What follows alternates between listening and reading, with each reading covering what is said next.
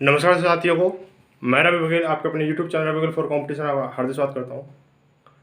तो साथियों, विषय कुछ ऐसा है कि आपको पता है कि प्रदेश में क्या चल रहा है भर्तियों को लेके, और 29 जून को जो प्रभाव बना हुआ है प्रशासन की ओर के बनाने के लिए, उसके बारे में कुछ चर्चा करने वाले हैं। और अभी कुछ भाइयों के मैसेज और कॉल आ रही थी मेरे पास में, और तो अभी आउट ऑफ अपना जो भी है ठिकाना है उससे बाहर हूँ थोड़ा सा, तो इससे थोड़ा वीडियो बनाना लेट हो गया मैं। और जो भाई वगैरह रिक्वेस्ट वगैरह जो भी कुछ कर रहे थे उनके लिए थोड़ा सा खेद है मुझे कि मैं उनको अभी टाइम से वीडियो नहीं दे पाया, लेकिन हाँ फिर भी मैं वीडियो बनाने की कोशिश किया है। और अभी थोड़ा बाहर हूँ मैं, और इसलिए अब सारी अपडेट मैं आपको बताता हूँ।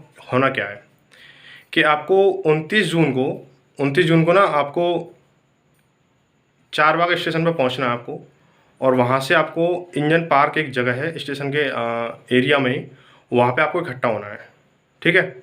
और इकट्ठा होने के बाद में 7 बजे से वहाँ से क्या है, पैदल मार्च किया जाएगा। पैदल मार्च किया जाएगा। और इसमें जो भी जो पुराने याची हैं, जो आपको 41,520 और 48,000 जो 49,000 जो वैकेंसी है उसको लेके, जो 2018 ए और बी के लिए नाम दी गई हैं, उनको लेके बहुत विशाल धरना प्रदर्शन करने वाले हैं।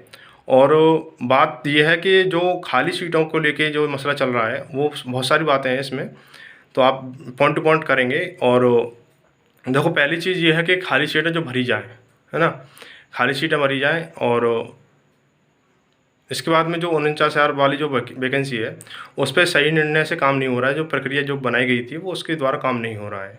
9,007 जो अभ्यर्थी अभी भटक रहे हैं उनकी कोई सुनवाई नहीं हो रही है।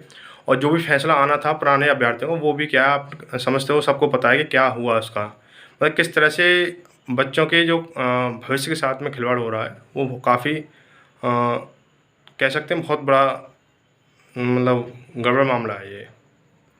तो इसके चलते हम लोग है ना बात रखने वाले अपनी। और हालांकि मैं एक चीज़ के लिए माफ़ी मांगूंगा आप लोगों से कि मैं इस बार नहीं आ पाऊंगा आपके साथ में, क्योंकि मैं थोड़ा सा अपने शहर से ही बाहर हूँ किसी इमरजेंसी काम के लिए, इसीलिए ना कोई क्लास ना कोई कुछ है, इसलिए थोड़ा सा माफ़ी चाहूँगा। इसलिए अगर मैं अपने घर पे होता तो मैं बिल्कुल आपके पास आता, और इस कंडीशन में हूँ कि मैं आपके पास अपने घर भी नहीं आ सकता हूँ मैं अभी।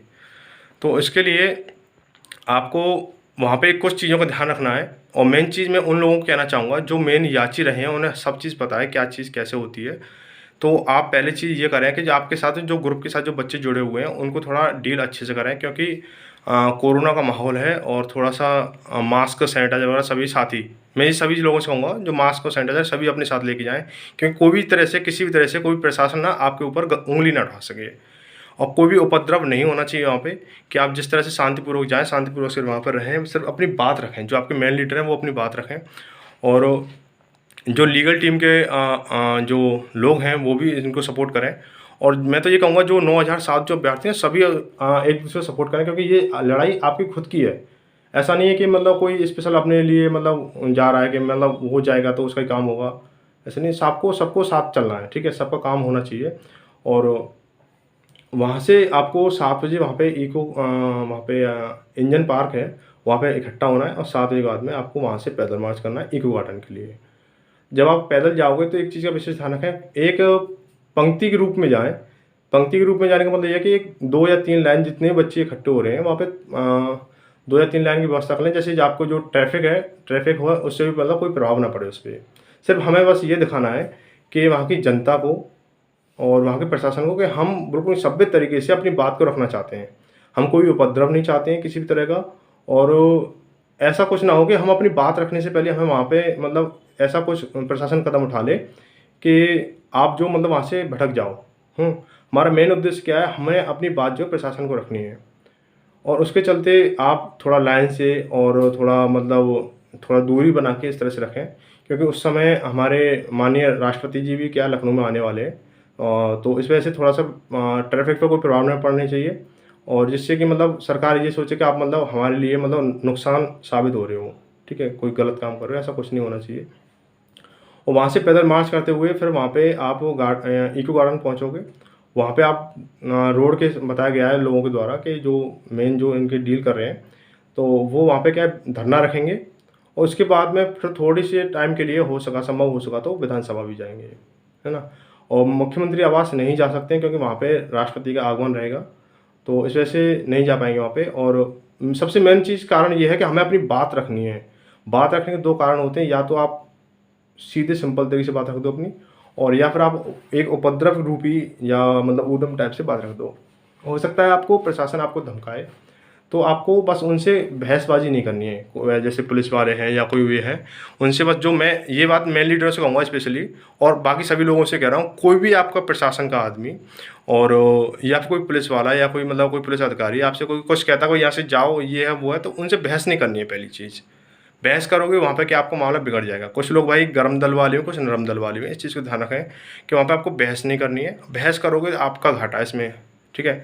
और प्रशासन ये चाहेगा कि आपको यहाँ से कैसे भी करके यहाँ से हटा दिया जाए। तो इस तरीके से बिल्कुल ध्यान रखते हुए चीज़ रखनी है कि आपको बिल्कुल एकदम सभ्य तरीके से जाना है, शांति से, ठीक है। और जिस तरह से आपके मेन लीडरों ने रणनीति बनाई है, तो आप जानते हो मेन लीडर कौन कौन है। हालांकि मेरे परिचित नहीं है कोई भी अभी फ़िलहाल में जिसमें मेन लीडर कौन है इस वाली कल वाली परसों वाली टीम में। तो और कोई अपडेट होगा मैं बता दूंगा आपको। और फिलहाल में जो है, जो भी जिसके ज़रिए भी आप कनेक्ट हो रहे हो ग्रुप में, जिसके ज़रिए भी जिस व्हाट्सएप ग्रुप से या फिर आपके जो कॉल के द्वारा हैं, आप जैसे भी हैं, तो उनसे आप संपर्क कर लें किस तरह से व्यवस्था रखी गई है, कैसे है। बस फिलहाल तो व्यवस्था ये है कि आपको चारबाग पे जो रेलवे स्टेशन है वहाँ पे आपको 7 बजे से पहले पहले पहुँचना है, जो भी अभ्यर्थी जाना चाहता है।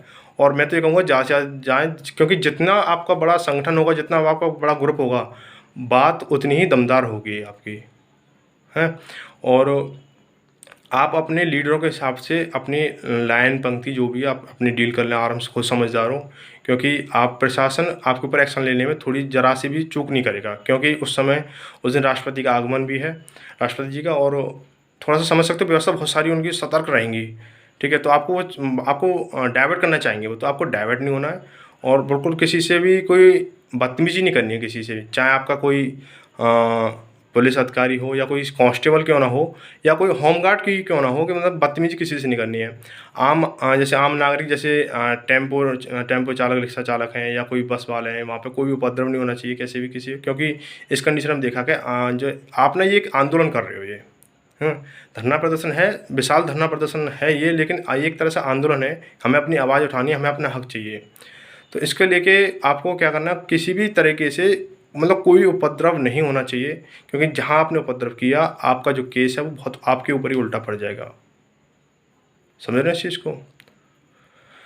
क्योंकि हमारे पास में ना बातें इतनी सारी, पॉइंट हमारे पास इतने बहुत सारे हैं कि आप अगर शांति से अगर बात करोगे तो सरकार को, प्रशासन को आप झुका सकते हो। देखो, जब चुनाव हुए थे, जब मुख्यमंत्री जी आए थे, तो वहाँ पे क्या था, उन्होंने एक बात कही थी कि हम हर साल जो है 30,000 कांस्टेबल की और 3,000 एसआई के पद निकालेंगे हर वर्ष। लेकिन ऐसा अभी तक नहीं हुआ है, सिर्फ 2 वैकेंसी आई हैं, और कांस्टेबल की एक मतलब जेल वार्डर की आई थी, तो इतनी बड़ी भर्ती नहीं थी कोई वो। और एसआई की अभी भर्ती आपको पता चल ही रहा है कि मतलब क्या चल रहा है भर्ती में, क्या नहीं चल रहा है। और जो 52,000 थी या 50,000 थी या 53,000 थी, जो भी थी, उसका भी कोई अता पता नहीं है। हाँ, ये कह सकते हैं कि अगर 2018 वाली भर्ती थी और दोनों भर्तियों को मिला के अगर ये 50-52 वाली निकल जाए तो लमसम एवरेज हो जाता है। लेकिन बच्चा तो ओवर एज हो रहा है ना। अगर आप एसआई के लिए बोल रहे हो कि हमने कुल मिला के 3-4 साल का एवरेज लेके हमने 9,000 कुछ वैकेंसी निकाल दी है, लेकिन बच्चा तो ओवर एज हो चुका है। तो ये सारी चीज़ें आपको रखनी है वहाँ पे, कि हमें जो मेन चीज़ क्या, जो पहले जो हमारी जो भर्ती प्रक्रिया चल रही है उसको पहले सही रूप से, सुचारू रूप से किया जाए। क्योंकि जो नियम था, भर्ती की नियमावली थी, उसमें ये बताया गया था कि आपको जो मेडिकल होने के बाद में फाइनल मेरिट लगाई जाएगी, लेकिन वो आपने किया नहीं है ना। तो इस चीज़ को बिल्कुल बारीकी से, बिल्कुल जो आपके जो मेन लीडर हैं उनको आगे करके आप उनके द्वारा बात को रखा जाए। क्योंकि जितने, मैं तो ये कहूँगा, अगर लीडर अगर एक बना लें आप आपस में, तो उसके ज़रिए आप ना एक तरीके से बात की जा सकती है। बस आप उसके पीछे रहें शांतिपूर्वक, ठीक है। आप जो भी समझदार लोग हैं, जितने भी पुराने जो याची हैं और जितने मेन याची रह चुके हैं, वो आप सब लोग जानते हैं कि क्या रवैया रहता है, क्या नहीं रहता है, आपको किस तरह से उलझाया जाता है।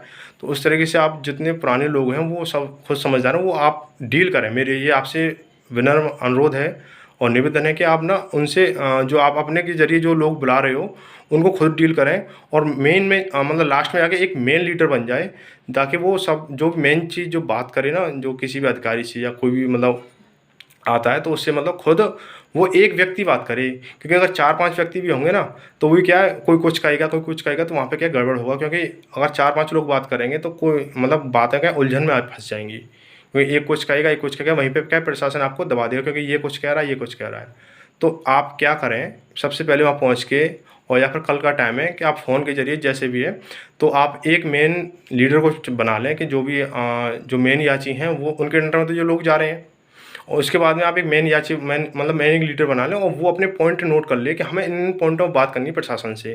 क्योंकि वहाँ पे जब जाओगे आप, तो आपको क्या होता है कि हम लोग मन में तो बहुत सारी बात होती है, लेकिन किस किस बात को, किस किस पॉइंट को कैसे रखें, तो ये सारी बहुत सारी दिक्कतों का सामना करना पड़ेगा आपको। और तो आप ना एक नोट बना लें, कॉपी मतलब कोई पेज पे एक ऐसा अच्छा सा, और उस पर अपने मेन मेन पॉइंट लिख लें कि हमें इस पॉइंट पे बात करनी है प्रशासन से बस। क्योंकि अगर आप नोट नहीं करोगे और 2-4 लोग इकट्ठे होकर बात करेंगे, तो आपस में कुछ गड़बड़ होगा, इसलिए प्रशासन आपको झुका सकता है। ठीक है। एक विशेष सूचना ये भी है इसमें धरना के लिए, कि वहाँ पे पहुँचने के बाद या पहुँचने से पहले आप अगर जैसे पर्सनली टच हो तो उससे फ़ोन कर सकते हो, और हो सकता है वो फ़ोन नहीं उठाए, ये जो जो भी जिसके ज़रिए भी जा सकते हो।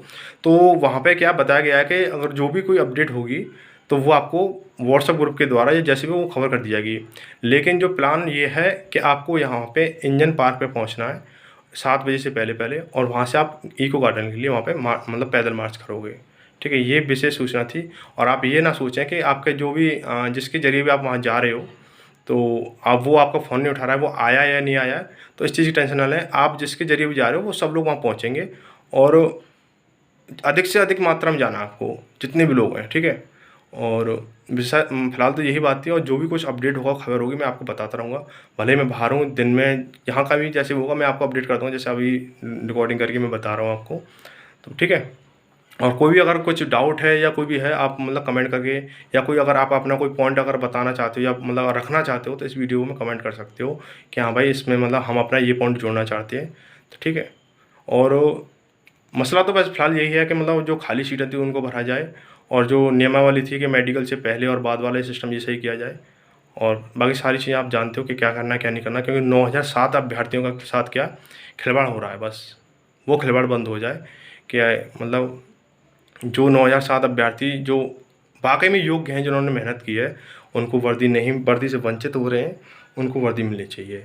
उन्होंने कैसे खून पसीने से, कैसे माँ-बाप से पैसे लेके, किस तरह से मतलब कोचिंग में जाना, आना, है ना? बहुत सारी चीज़ें होती हैं मैनेज करने के लिए, घर वाले कहाँ से ला रहे हैं, किस तरह से ला रहे हैं, किस तरह से बच्चा दौड़ की तैयारी कर रहा है, बहुत सारी चीज़ें होती हैं। तो इनको लेके बस हमें जो 9007 जो अभ्यर्थी हैं, उनको मतलब हमें उनका जो हक है वो हासिल कराना है बस। ठीक है? थोड़ा मैं आने में असमर्थ हूँ, इसके लिए बहुत-बहुत क्षमा प्रार्थी हूँ आपके लिए, कि मैं आपके साथ नहीं आ सकता हूँ इस बार, कि पिछली बार मैं गया था। तो इस बार भी मैं बहुत बड़ा मतलब दुःख महसूस कर रहा हूँ कि मैं आपके साथ नहीं आ सकता हूँ। मन में इच्छाएँ बहुत हैं आपके साथ आने के लिए, लेकिन क्या करें, मजबूरियाँ कुछ ऐसी, कुछ बहुत ज़रूरी काम है, जो कि मैं घर भी नहीं जा सकता हूँ अभी, वो काम पूरा होने से पहले। तो मैं आता ज़रूर आपके साथ, लेकिन अगली बार जब मौका मिलेगा तो बहुत ज़रूर आऊँगा। और मौका क्या है, इस बार आप इस तरह से जाएँ कि आपको कोई मौका देने की ज़रूरत ही ना पड़े। ठीक है? तो इसी के साथ मिलते हैं अगली किसी खास अपडेट के साथ में। तो धन्यवाद। जय भारत, जय हिंद।